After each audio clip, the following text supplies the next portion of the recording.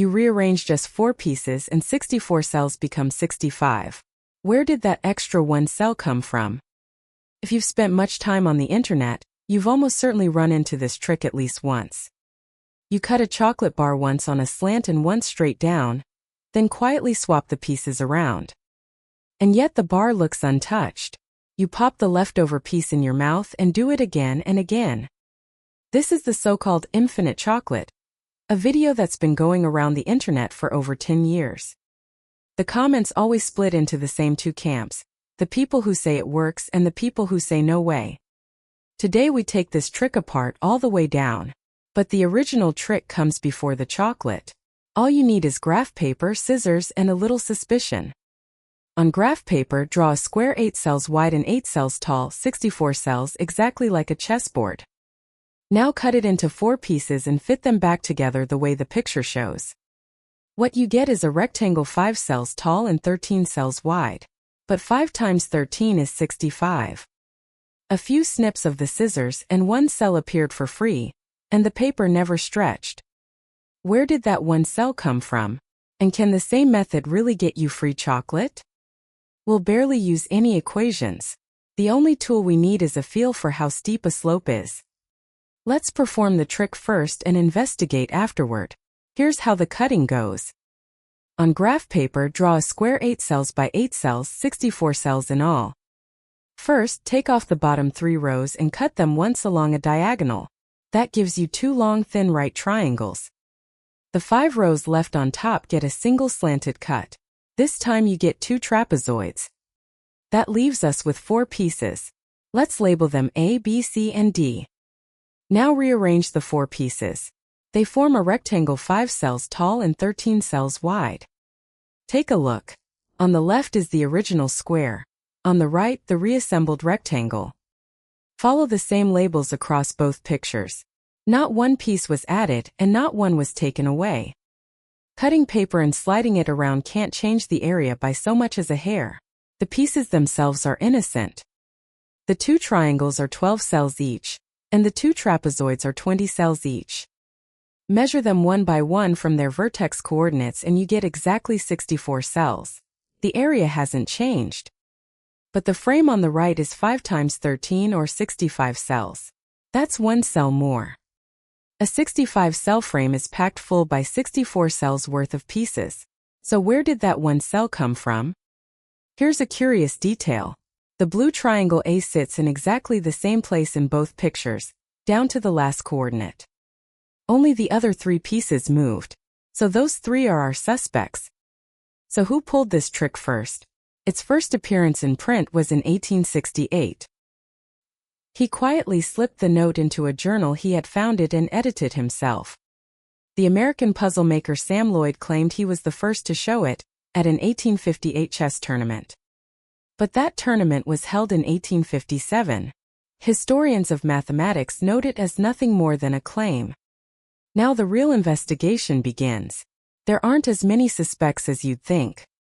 Scissors can neither create nor destroy area. The pieces are innocent, so the only suspect left is the seam where they meet. The 4 pieces meet along a line that runs from the bottom left corner to the top right corner. It looks exactly like the rectangle's diagonal, and there's only one question. Is that line really straight? Here's where we pull out today's only tool. Steepness, in other words, slope. The blue triangle A rises 3 cells for every 8 across, and the purple trapezoid D rises 2 cells for every 5. The diagonal is really these 2 slopes joined end to end. 3/8 and 2/5, are they the same slope? Here is a one-line test, for anyone who would rather skip the common denominator. 3 times 5 and 8 times 2 have to come out equal.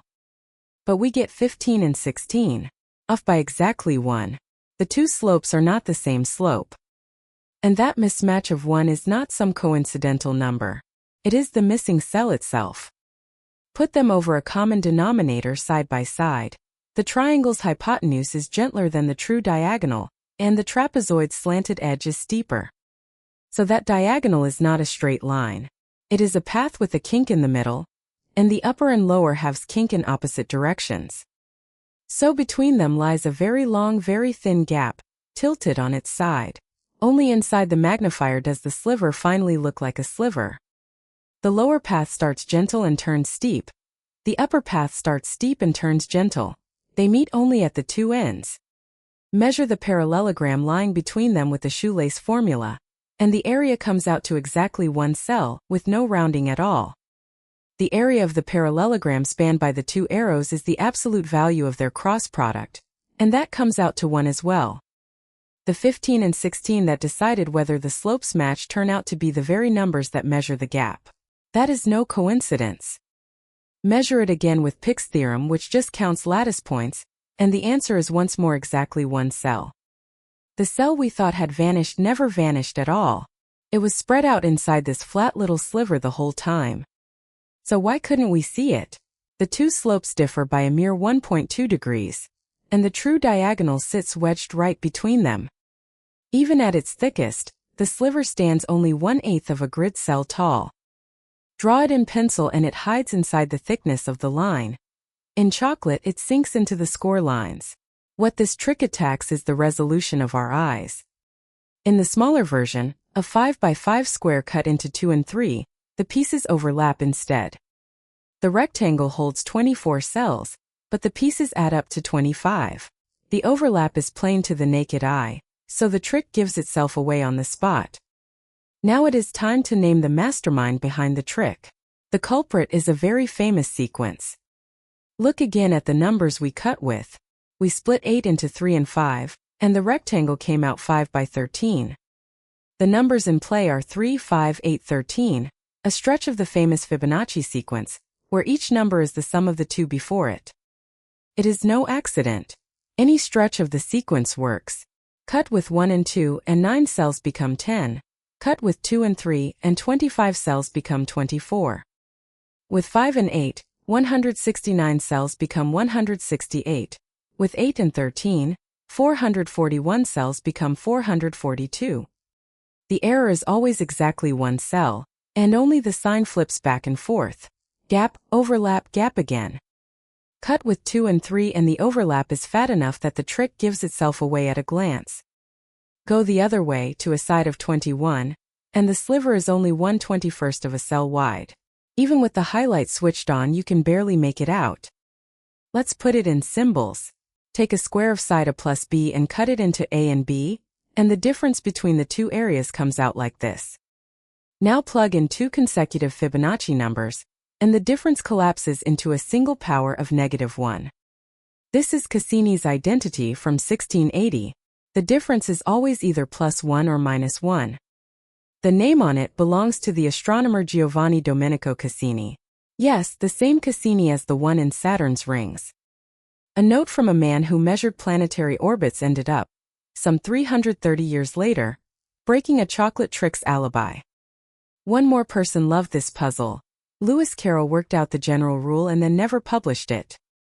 The world only learned of it in 1938, when Warren Weaver went through his papers, and priority in print had already gone to Schlegel in 1879. One last question. Is there a cut where the error becomes 0, where this stops being a trick and turns into the truth? There is. Write down the condition that the two slopes are equal, simplify it, and you get this. Set the difference in area to 0 instead, and the very same quadratic equation pops out. Its positive root is the golden ratio, about 1.618. Cut at that ratio and the diagonal really is a straight line. The ratios of consecutive Fibonacci numbers are the best rational approximations to the golden ratio. So this trick is an imitation of the golden ratio that fails by exactly 1 cell. Now it's time to keep the promise I made at the start. Let's open up the family tree of the infinite chocolate. In late March 2013, a cartoon of a 5 by 5 chocolate bar went viral on Tumblr. About 10 days later, Mariano Tomatis, an Italian magician and math writer, performed the very same trick with a real chocolate bar. Tomatis was upfront about it. This was not his invention.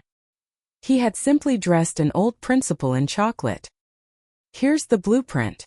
A chocolate bar 4 cells wide and 6 cells tall, 24 cells in all. One slanted cut from a height of 2 cells on the left to a height of 3 cells on the right. That slope, rising 1 cell for every 4 cells across, is the culprit. Cut the region above the slope once more, one cell in from the left, and you're holding 3 pieces. Now swap the 2 upper pieces. Bar goes to the far right, slab slides left. And 1 cell jets up at the top of bar. Snap it off and the chocolate looks whole again, but was that cell free? Right after the cuts. Base is 10 cells, bar is 3.875 cells, slab is 10.125 cells. The total is 24 cells. Snap off the 1 cell that sticks up and the chocolate bar is 23 cells, 4 cells wide by 5.75 cells tall. The secret is how far the piece is slid. Move 1 cell sideways and the height changes by 1/4 of a cell. The chocolate bar's height of 6 cells was shaved by 1/4 of a cell, and since it is 4 cells wide, that sliver is exactly 1 cell. The chocolate you ate wasn't free. It was a tax, 1/4 of a cell levied on each of the 4 columns. You've spotted it by now. This is exactly the same trick as the one that turned 64 into 65. Which makes the chocolate version even slicker. Who is going to notice 0.25 of a cell out of 6? That famous cartoon goes one step further. It isn't a geometric trick at all. It's just doctored artwork. Tomatoes' live-action video is genuine, at least for a single performance. It's the word infinite that's staged. Each round shaves off 1/4 of a row, so 4 rounds cost you a whole row. Do it forever and all that's left is an empty plate.